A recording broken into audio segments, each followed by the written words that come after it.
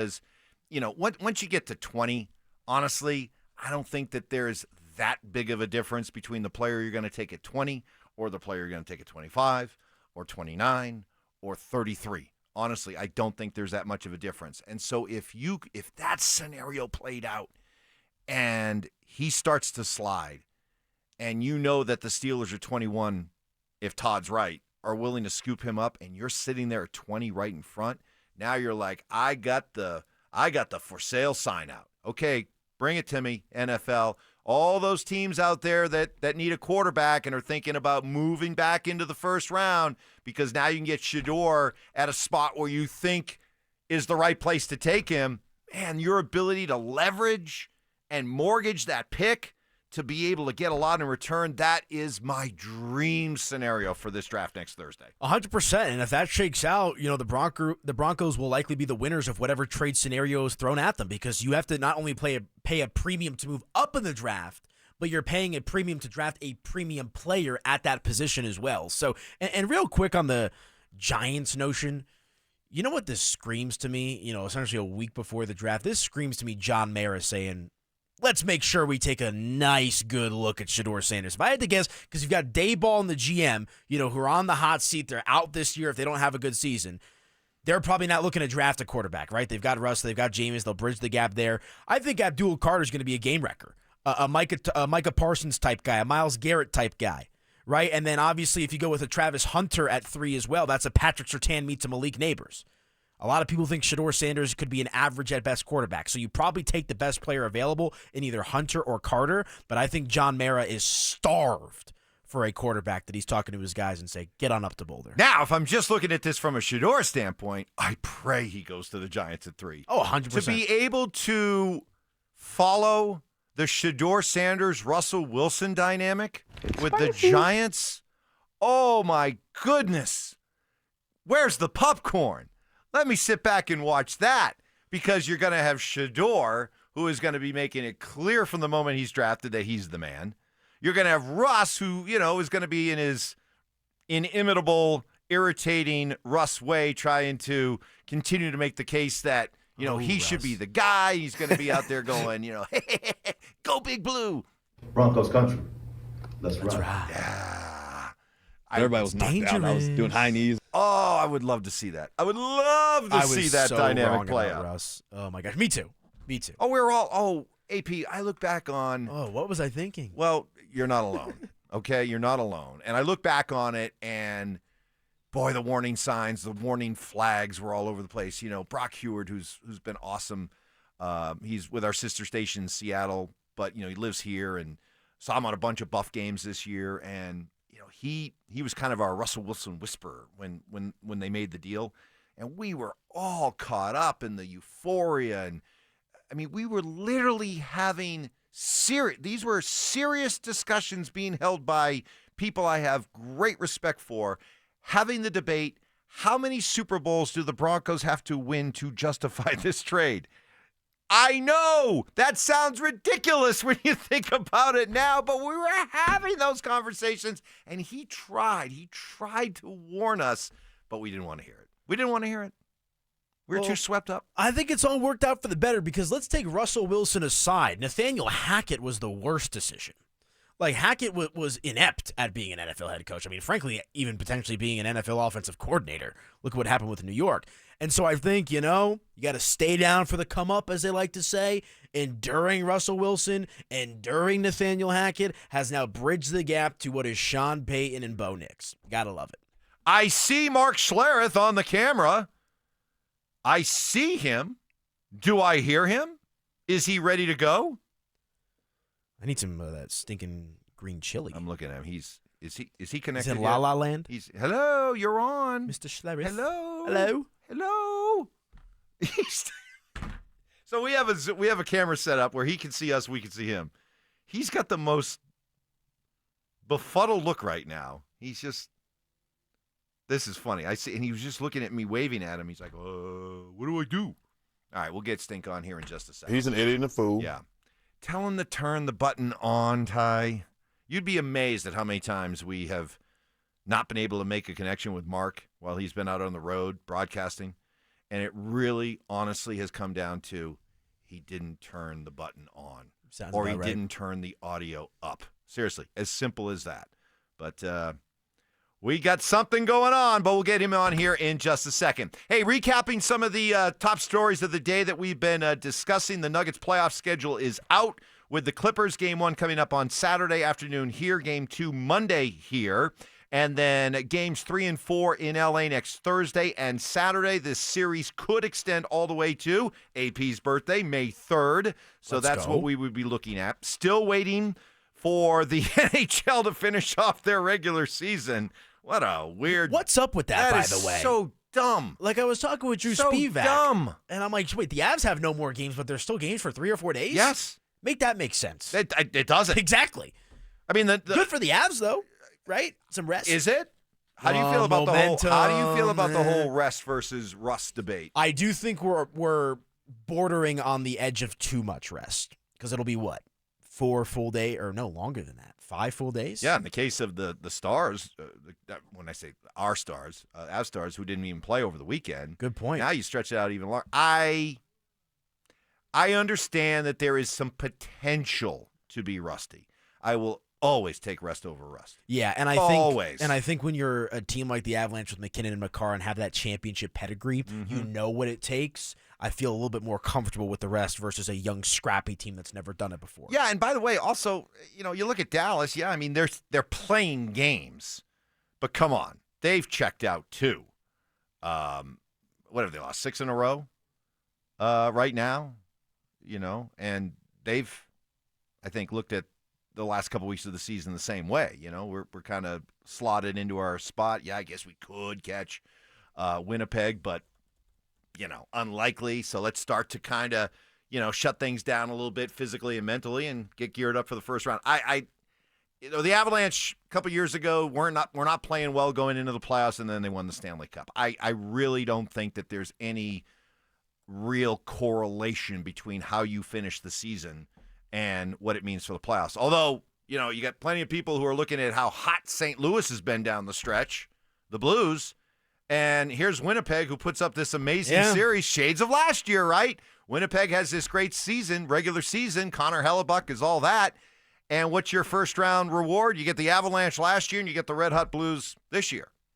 Upset alert. Yeah. They're and that's in Winnipeg. The NHL playoffs, the weird seeding dynamic with the NHL as well. I also just think, game for game, round for round, the NHL playoffs is the most exhilarating of the bunch.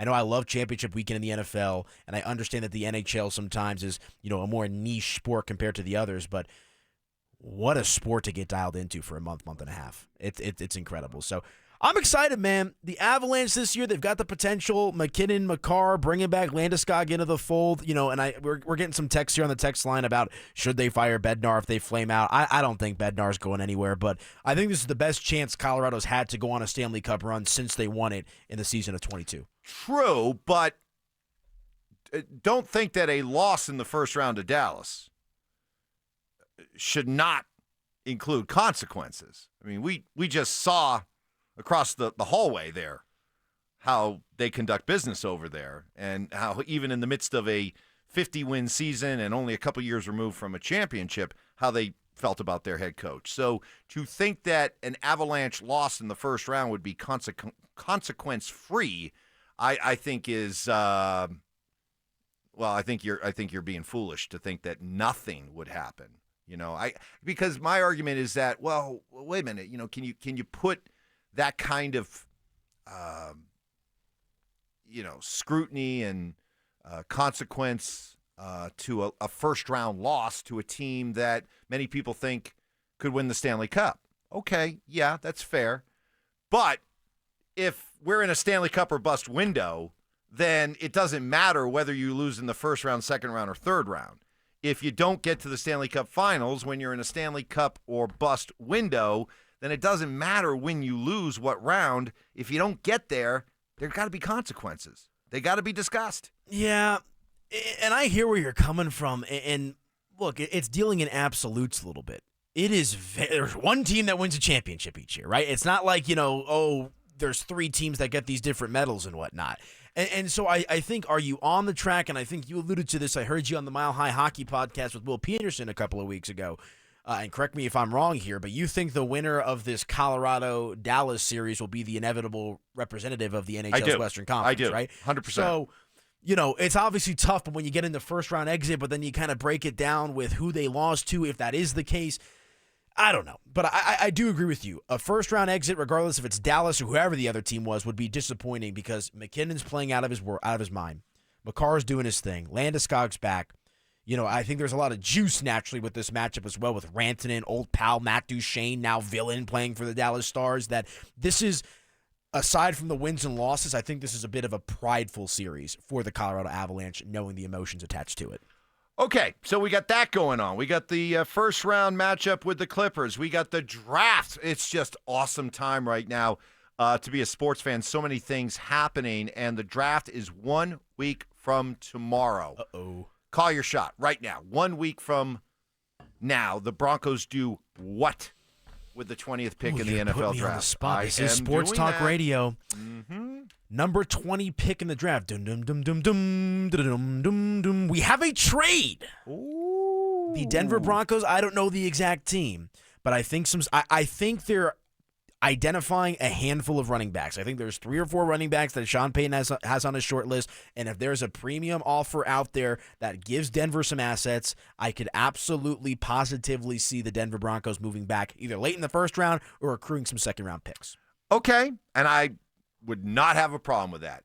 But let's say under this scenario they stay put at number 20. What do you think they come away? What kind of player do you think they come away with? I think they're going running back. And honestly, I kind of agree with Mel Kiper about Omarion Hampton because I think it depends, right? Because Tyler Warren's not going to be there.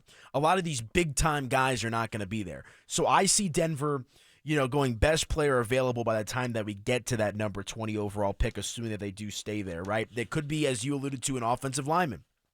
Could be a defensive back, a game wrecker here as well. So I think you'll see Denver in one form or fashion go after either a tight end, wide receiver, or running back. I personally lean running back. One thing I love about mock drafts is that you get a really good sense of the pool of players that are going to be available around your team's pick. Hey, that's exactly yep. Okay? And so when I look at, let's say, Mel Kiper and Field Yates this morning, they put out another multi-round mock draft.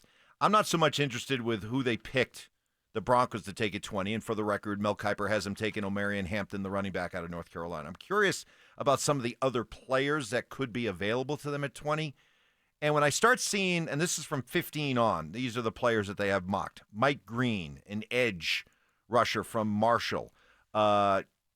Jade Barron, a cornerback from Texas. Walter Nolan, a defensive tackle from Ole Miss. Gray Zabel, a guard center from North Dakota State. Nick Eminawari, safety from South Carolina. Derek Harmon, a defensive tackle from Oregon. These are all the players that Mel and Field Yates had going right before and just after the Broncos pick at 20. And when you start looking at some of those players that are projected to be going that high in that area, I could absolutely see Sean Payton throwing us all a curveball and going with a defensive player or even an offensive lineman. And I know that would go over like a lead balloon around here with all the talk about tight ends and running backs and all that, but it wouldn't surprise me in the least. I think it depends on obviously who's on the table. Another guy that's been a hot topic, I've heard you talk about it, everybody on the station's talked about it, is Colston Loveland, tight end out of Michigan. And I think, I would not hate the idea of adding some depth to the tight end room. Who's the last legitimate tight end that made a real impact that the Denver Broncos had? Is it Julius Thomas? I think you would have to. What do you have? 24 touchdowns in 2 years? Yeah. Since then, they've had some good, solid tight ends. But no one that's changed the game. My man Joel Dreesen. Who else are some of the guys they had here? Obviously Shannon, way back when. Oh, yeah. No, I'm talking about since Julius Thomas. They've had some solid guys, but nobody that – I mean, Tony Scheffler, I always kind of wonder what could have been with Scheffler, but that is what it is. But no, really, since Julius Thomas, they have not had a guy that you would look at and say, okay, I can imagine a defensive coordinator all week leading up to their matchup with the Broncos really worried about who the Broncos tight end is. And I like Evan Ingram, I do, but there's some injury concern there as well. And so that's where it's like if you can go up and short, like again, They made a lot happen offensively, specifically in the second half of the year, with their skill positions as is, which in my opinion was not a very good skill position room. So if you can go out there and shore up your tight end room with Evan Ingram and a guy like a Colston Loveland, and then you add some depth at wide receiver, running back, a Cam Scattaboo maybe in the 4th round, I think you feel pretty good about your chances. Because here's the other thing, Mike. You could throw the exact same skill position group out there as last year. The success and failure comes down to 2 people. Sean Payton and Bo Nix. Sean Payton and Bo Nix will work with whatever they got, and I'm sure they'll find success one way or another. Very quickly, and then we'll have Stink on. We'll have a chance to react to this. Mike Kliss, who was on with us yesterday, our 9 News Bronco insider, when I asked him about the 30 visits that you can have at the facility with players, and I said, any themes developing? He said, not really. They've really had a lot of different guys, different positions in.